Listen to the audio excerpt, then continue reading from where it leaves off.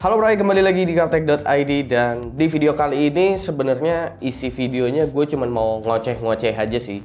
Karena menurut gue ini lumayan menarik aja gitu buat gue omongin. Jadi mungkin ini gue nggak tahu masuknya ke Gaptek News atau bukan, tapi kayaknya gue bakalan masukin ke Gaptek Vlog aja karena isinya memang sebagian dari berita, tapi memang ini jadi keresahan gue juga untuk gue ocehin. Jadi bakalan ada dua topik yang bakalan gue bahas, yaitu soal coronavirus, efeknya ini apa untuk ke harga PC komponen ya. Kira-kira gara-gara adanya coronavirus ini berdampak nggak sama harga komponen PC. Habis itu juga soal fenomena hacking akun Google atau akun YouTube yang kemarin-kemarin juga si Tara Arts itu sempat ngalamin. Soal coronavirus sendiri, gua nggak akan bahas begitu banyak karena media-media juga udah banyak yang ngebahas. Intinya, gua sih ngedoain aja semoga seluruh orang yang memang udah terjangkit virus corona ini bisa sembuh lah secepat-cepatnya. Karena sampai sekarang perkembangannya ternyata udah cukup baik, udah lebih dari 50% orang-orang yang terjangkit coronavirus ini udah berhasil disembuhkan.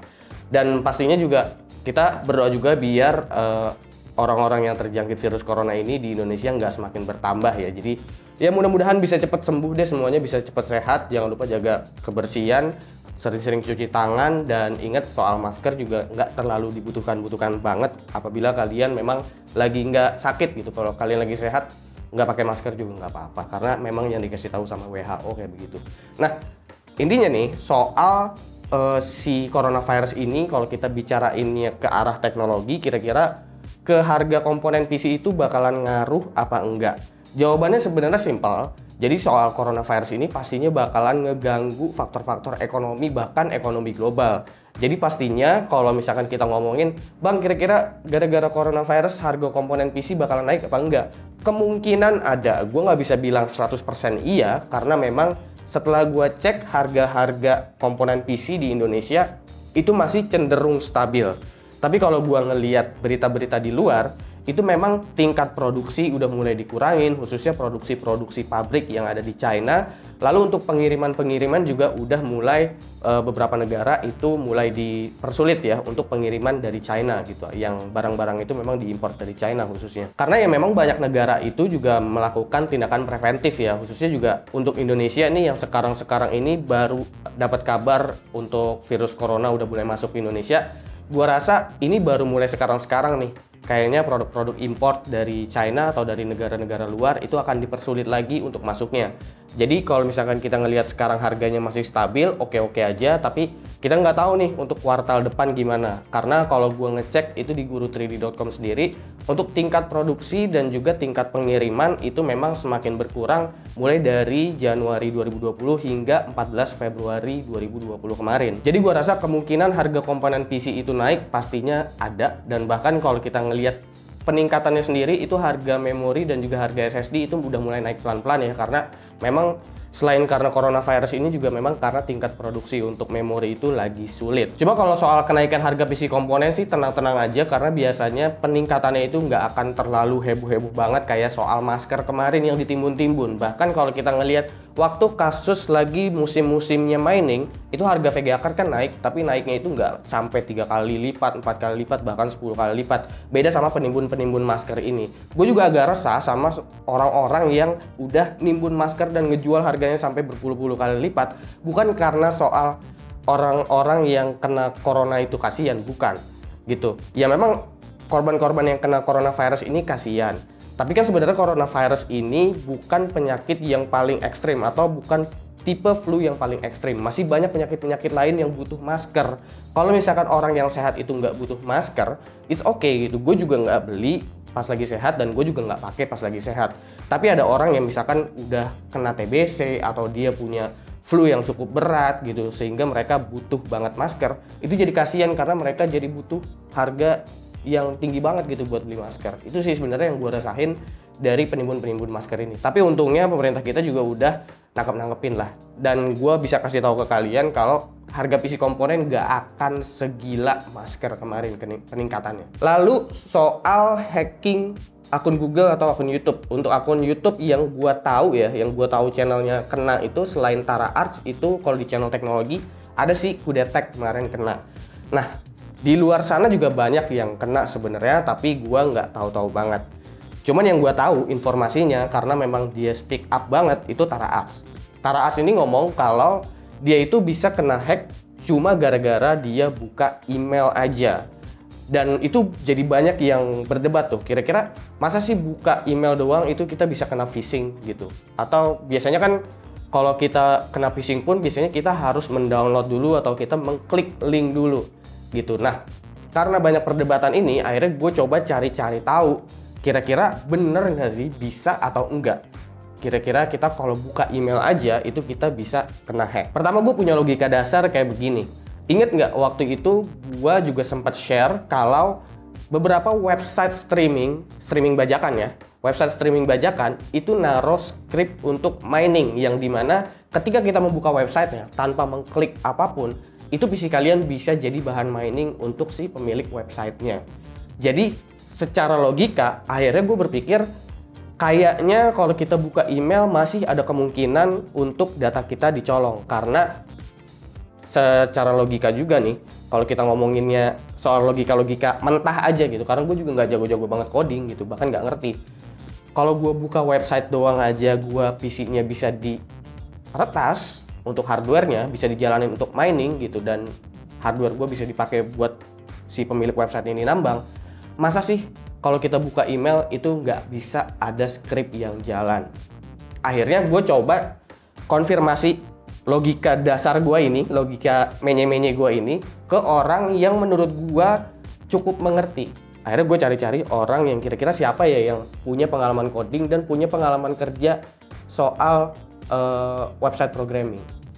Gue nyari teman kuliah gue kuliah cuma 2 semester, jadi kontaknya udah nggak tahu kemana, dan gue kayaknya nggak kenal-kenal banget, jadi nggak enak nanyanya. Akhirnya satu orang yang kepikiran sama gue, yang memang dia adalah anak IT dan kebetulan memang sempat jadi web developer juga. Akhirnya gue kontak Punipun si cosplayer itu, dan dia bersedia untuk diskusi sama gue dengan logika gue yang memang cuma segitu aja gitu, punya logika dasar kayak begitu. Ini gue akan tunjukin juga beberapa screenshotnya ya, karena gue udah minta izin juga nih sama Puni untuk ngasih tahu. Nah, jadi setelah gue tanya, ini gue bacain aja ya apa yang jadi argumennya si Punipun untuk kasus hacking ini di YouTube, karena gue nanyanya memang ke dia juga. Si Pun ini bilang kalau sesuai cerita Bang Gema, berarti dia pakai script yang langsung jalan pas buka email. Kemungkinan semacam script yang activate pas buka email. Biasanya script kayak gini dipakai buat website-website email blast. Apa itu namanya, monkey, gue juga lupa gitu. Intinya ya Puni memang udah lumayan lama sih ya, udah hitungan tahunan juga nggak main di website programming. Jadi buat tracking apa email itu udah dibuka apa belum, dan jam berapa, dan lain-lain. Jadi kemungkinan si pelaku pakai script serupa, tapi instead of ngambil data email udah dibuka apa belum, jam dibuka dan sebagainya, di-set supaya email dibuka.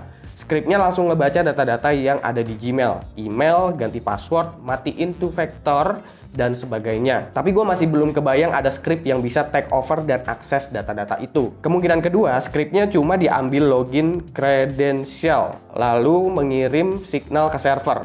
Baru di server ini yang melaksanakan script-script buat ganti password, two factor, dan sebagainya dengan login kredensial yang kecuri. Ini juga di sini ngasih sumbernya dan juga ngasih linknya. Nanti linknya gue taruh di deskripsi. Ini untuk basic virus, cara kerjanya itu gimana kalau nggak salah. Most likely kasusnya begini sih kalau yang Bang Tara nggak klik link atau attachment.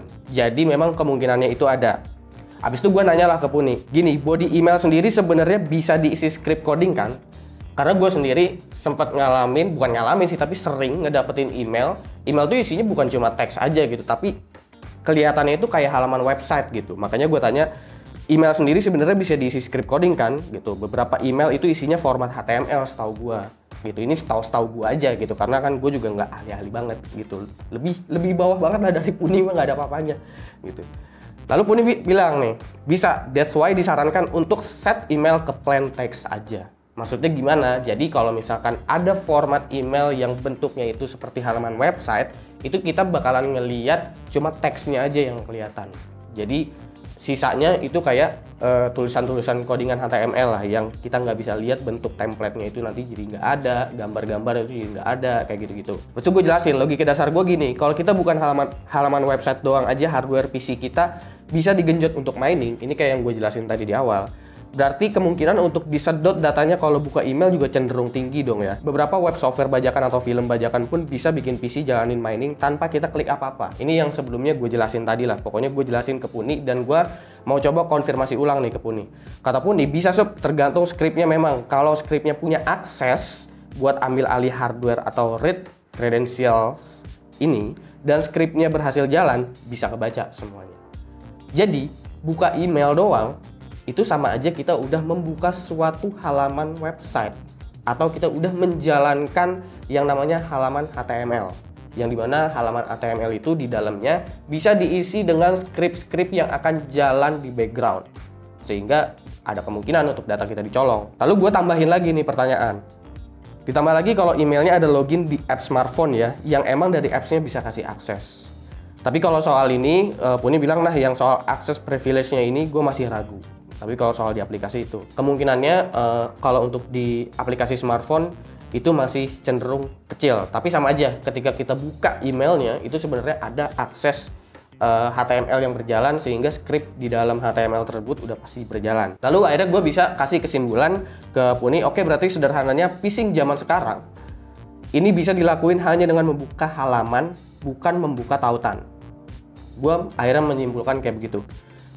Dan gue juga nanyain ke Puni, terus menurut lo kira-kira pencegahannya kira-kira kita bisa apa nih? Jadi kita bukan cuma tahu kenapanya, tapi kita juga harus tahu pencegahannya gimana selain dengan menggunakan internet security ataupun antivirus yang meskipun sebenarnya menurut gue dua software itu udah nggak terlalu kepake di zaman sekarang ya. Puni juga konfirmasi, yes katanya kalau emang bener ada script yang akan jalan saat email diklik ya. Terus kalau dari Puni pun ini pencegahannya kata dia satu harus awas kalau sender subjek body email mencurigakan jangan dibuka, jadi langsung lempar aja ke folder spam atau kalian langsung delete aja gitu. Misalkan emailnya no subject gitu, nobody gitu, isinya nggak ada bodinya. Itu bukan berarti sebenarnya isinya kosong loh ya emailnya, karena bisa aja di dalamnya sebenarnya ada scriptnya gitu, tapi karena dia nggak ngisi teks untuk body emailnya jadi nggak kelihatan. Itu bisa aja. Jadi kalau misalkan udah ada email-email mencurigakan kayak gitu, langsung take over aja, delete, buang atau buang ke spam. Dua, kalau bener-bener paranoid banget tapi penasaran mau buka emailnya, disaranin buka via plain text.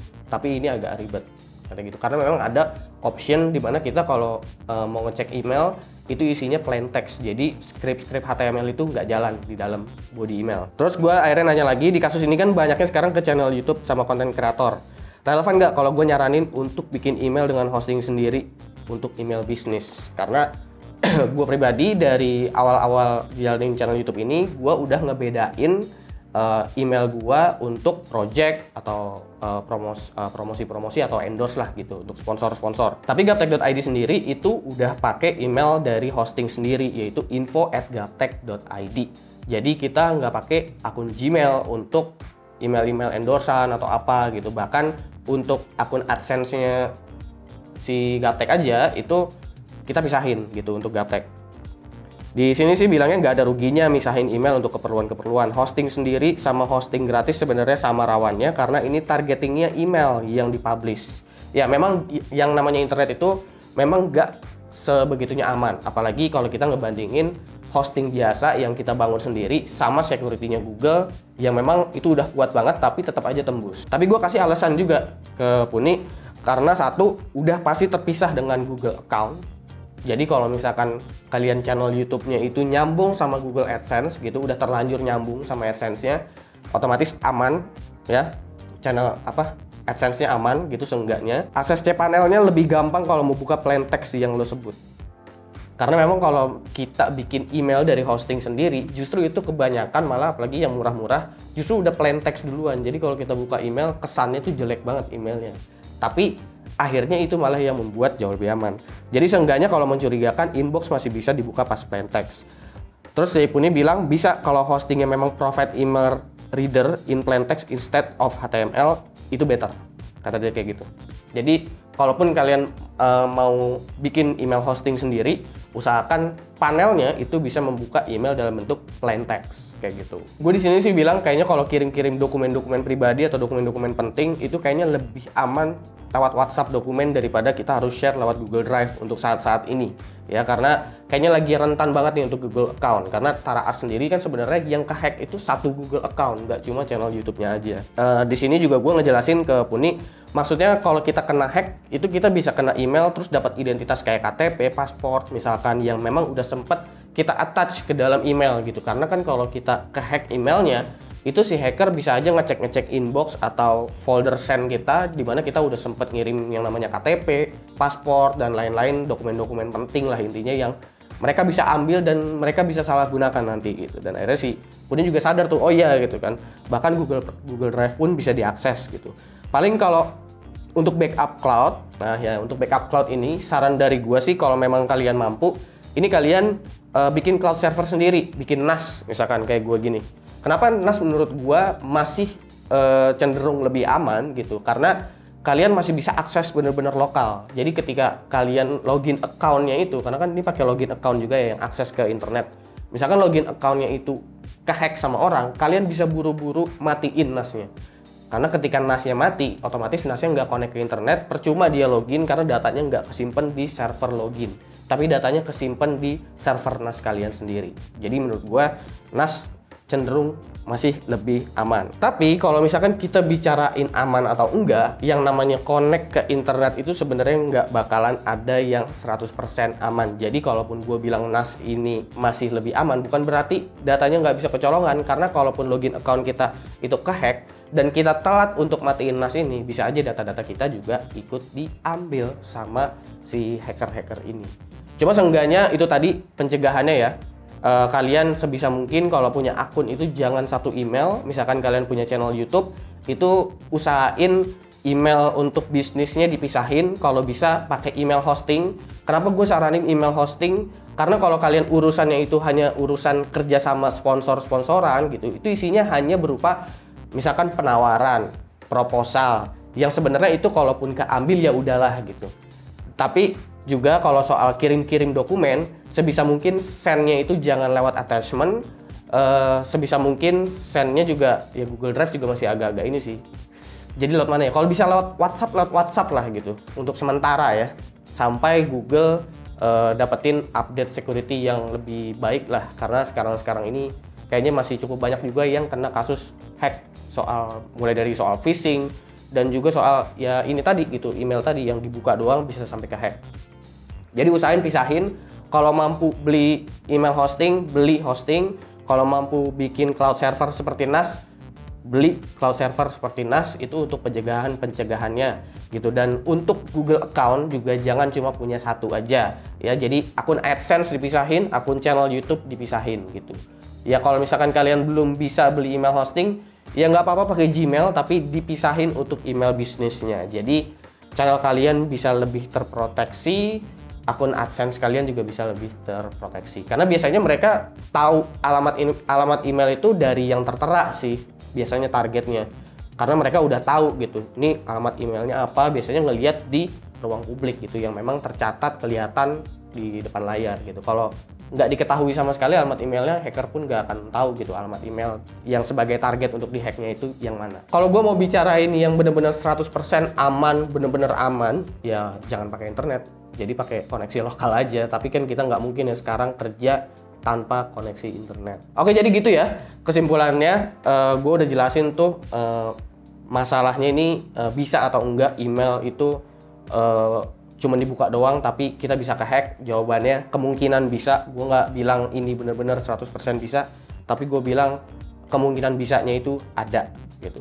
Lalu untuk tindakan-tindakannya juga untuk mencegahnya gimana, gue udah jelasin. Silahkan komen di bawah kalau kalian mau nambahin soal pembahasan gue, bacot-bacotan gue kali ini. Sorry videonya kalau memang agak random, tapi semoga ada manfaatnya buat kalian. Jangan lupa like, share, dan subscribe jika video ini menarik buat kalian. Follow sosial media gue kalau lu kepo sama apa yang ada di balik layar Gaptek. Gue Subki, dan seperti biasa sampai jumpa di lain kesempatan.